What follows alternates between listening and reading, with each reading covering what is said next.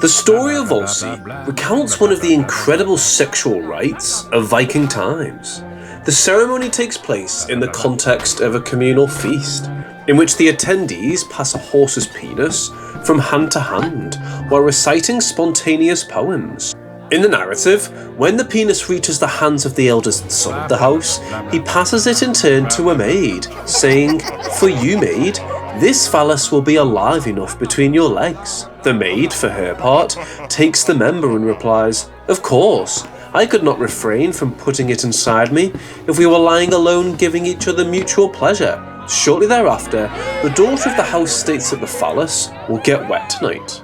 Various accounts of this type have suggested the most varied interpretations about the concept that the Vikings had of sex. In general, it is often claimed that there was a great freedom in terms of sexual relations, including respect for homosexuality or extramarital relations. To what extent are these statements true?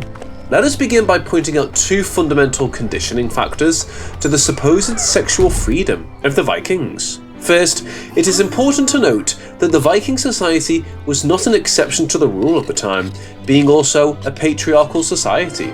Thus, for example, polygamy was allowed, but only for men. That is to say, men could legitimately marry more than one woman, but women could only marry one man. Therefore, the idea of family and honour set limits on sexual freedom, which especially affected women. Secondly, we must not forget that the Vikings were slave traders, the slave trade being one of the pillars of their economy. And of course, whether they were men or women, slaves were not considered people and had no rights whatsoever, not even in sexual matters. They were bought and sold at the pleasure of the buyers, and often for sexual purposes. To this must be added that due to the practice of male polygamy, many men had no possibility of finding a wife, since the most powerful had a large number of women. Harold I of Norway, for example, had up to 6 wives, in addition to his concubines, generating an imbalance that gave birth in many Vikings the desire to organise raids in order to obtain sex slaves. It is true that free Viking women enjoyed greater sexual freedom than in Christian society, in this sense, and despite the existence of a gender role that differentiated the behaviour of men and women in all spheres of life, female pleasure was contemplated and their desires were taken into account. On the other hand, sexual violence was classified in the legal code, and there were, in addition, various causes that could lead a woman to request a divorce. Obviously, social status played an important role in all of this. Raping a high-ranking woman could result in the death of the rapist, regardless of her social status, while the legal code became less harsh when the woman was of low social class. For the same reason, a powerful aggressor received a lesser punishment than a slave who had committed the same sexual crime. In some cases, justice was taken at the hands of the victim. Thus, as in other cultures, the sense of honour gave a man the right to kill another man who was found in bed with the wife or daughter of the first. So, were extramarital affairs respected or not? Did the concept of infidelity exist for the Vikings? In reality, adultery was frowned upon, although it was not necessarily a marriage sentence. In fact, sexual relations parallel to marriage must have been very common.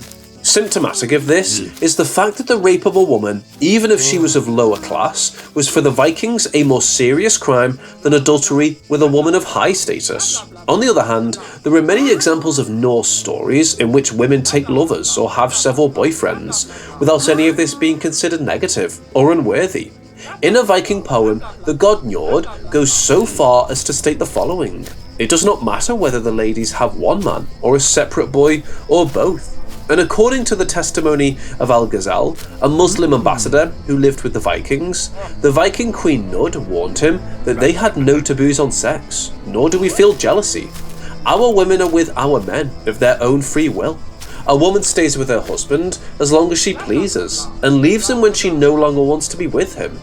All this, in short, encourages us to think of a certain recognition of women's sexual independence. Along these lines, concubinage, or the marital relationship of two unmarried individuals, must also have been a common practice that was not frowned upon. Free women were able to choose their sexual relations, which should always be consensual and the result of mutual desire. Therefore, we can deduce from all of the above a certain open-mindedness in matters of sexual relations, a circumstance that is clearly reflected in Norse mythology. Indeed, the Viking gods set no limits on sexual practice, which says a lot about the society that worshipped them. It is well known the case of Odin, or Freya, his wife, who sleeps with her own brother, but also the rest of goddesses lie with other gods following their desires, although perhaps Loki is, in this sense, the most libertine god of all. Nevertheless, there was a sexual taboo in Viking society: homosexuality. Homosexual men were vexed and held in low esteem, and many Viking insults against them have been preserved. Homosexuals were seen as unmanly, and therefore cowardly and lacking in honour. It was especially negative to adopt the passive role and allow oneself to be penetrated.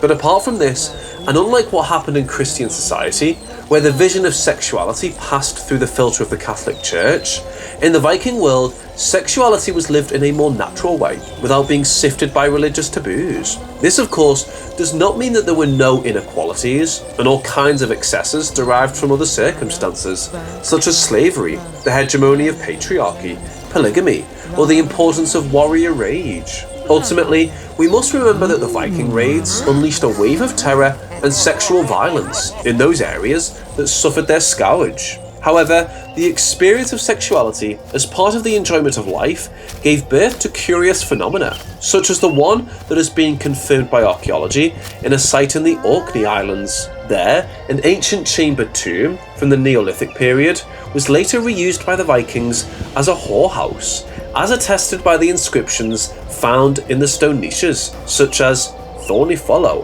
Helgi Carve. We finish, as we have begun, alluding to the rites and shamans of the Viking world, where the sexual component was an important part of them. Witches and warlocks performed mystical ceremonies that used orgasm as a means of encountering the divine. In other rituals, such as those performed on the occasion of a celebration or an important burial, sexual relations also had an important presence.